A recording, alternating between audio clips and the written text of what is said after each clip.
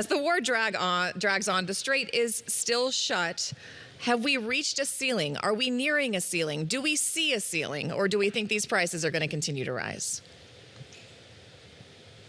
It's a very good question. I mean, it keeps getting worse. I mean, the Brent settled at $109 a barrel this week. It's up 10%, and really there wasn't really much progress at all. In Trump's meeting with Xi Jinping, there was some hope in the market that was going to bring some kind of tangible results to negotiation. China being the largest buyer of Iranian crude, but nothing. There was no real meaningful progress on that front whatsoever.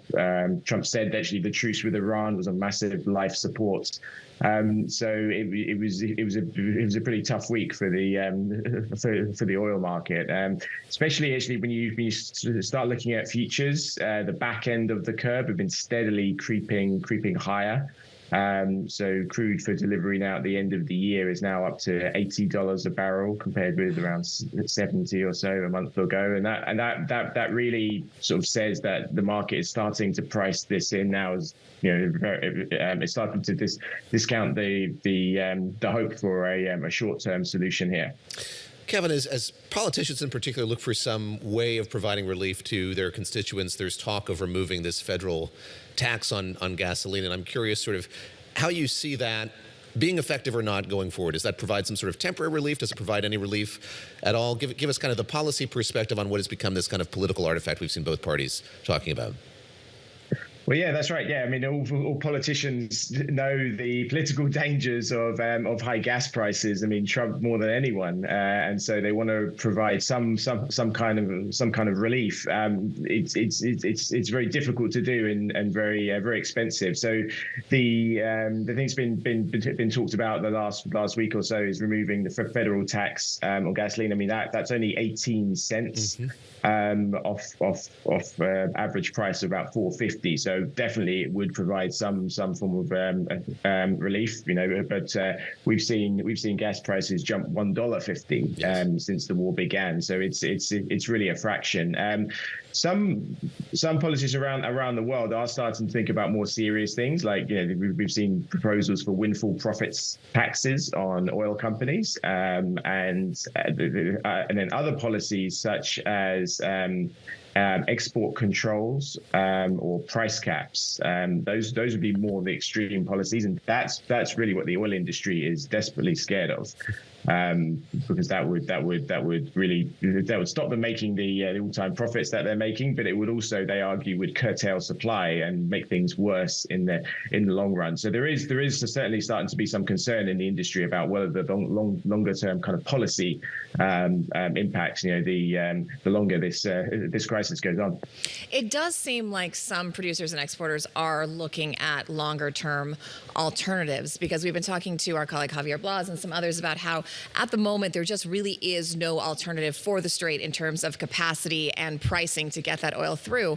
Of course, Saudi does have that west-east pipeline, and now we've got the UAE is fast-tracking another east-west pipeline, but that's not expected to be operational by 2027. Obviously, these are expensive projects. They're ones that the threshold hasn't really met until now, but do you expect to see more of them, as the concern is even if this blockade is remedied in the near term, it could bubble up again at any time, and people need another way to get this oil out. Exactly. I mean, it's if you think about it, I mean, 20% of the world's oil and gas production is being held back by effectively a 21-mile waterway. I mean, I think the shipping chains channels are even smaller, 4 miles. And you have 20% of the world's oil and gas production is stuck in this tiny little choke point. So, and now we've known this has always been a fear. The CIA has talked about this going back to the 1970s as a fear. So, and now it's actually happened. So yeah, definitely countries are not going to let this happen again. There's too much at stake. There's too much money on the table. These countries in the Middle East, like the UAE, depend on oil revenue to run themselves, and so they will pull every stop out to make sure this doesn't happen again. Yeah, the UAE said that we were going to double export capacity outside of the Strait of Hormuz.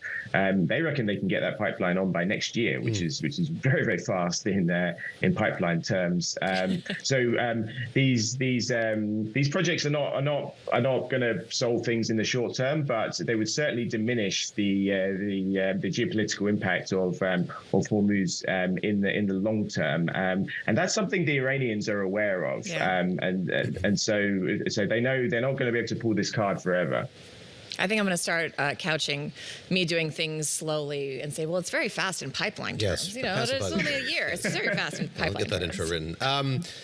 You cover the undulations of the market day in and day out. You got to put on your cultural historian hat for an essay that you wrote for The Weekend. And let me just ask you a bit about that. We talk about the way this might be changing the way countries in the Middle East approach how they get crude out of the region. I'm curious the effect it's having on the American populace, seeing this happen and prices go up so much as they may. And I'm going to read just a bit from your essay here. You write, in the latter half of the 20th century, freedom was bound inextricably to the motor vehicle. Imagery of the open road became the backdrop to songs about love and loss, corruption and chaos, risk and reward. Think of the iconic albums like Bob Dylan's Highway 61 Revisited, Bruce Springsteen's Born to Run. There is something quintessentially American, I'm breaking no ground here, about the car, about driving, about the open road. Do you think that the moment we're in, as this continues to progress, stands to change our relationship with the motor vehicle? No, I think it enhances it. I think this movement shows how important the open road is and the freedom to move is for the American spirit. I mean, as a Brit coming here nearly 9 years ago now, I found it rather curious that the share of disposable income spent on gasoline has dropped massively over the decades. Even now, it's only, even after the recent price spike, it's only about 2%. And gasoline is still around the same prices as a price of milk, as a gallon of milk, which is held true for decades. Healthcare, childcare, insurance, college education, all these things have gone up way more than gasoline, but they don't pack the same political punch as gasoline. I mean, Obama was really worried about gasoline prices. Biden was obsessed with gasoline prices, and here we are in Trump, and he knows the political danger of gasoline prices in the U.S. And it's interesting. It's like those things. It's like a pint of beer in the U.K. It's like a gin of pork in China, or a bag of maize meal in Southern Africa. It's just one of those products that I think tells Americans about the state of the economy, and also I think it's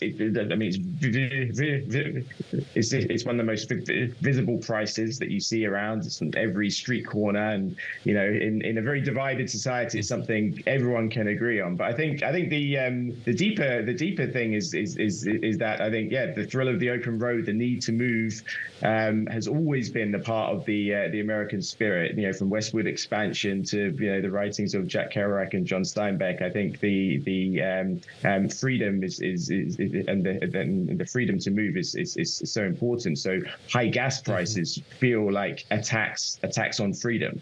And so it's not necessarily just the economic impact of the price of gasoline, right, but it's how people feel. We're going to have to leave it there. That's why it has such a high political impact.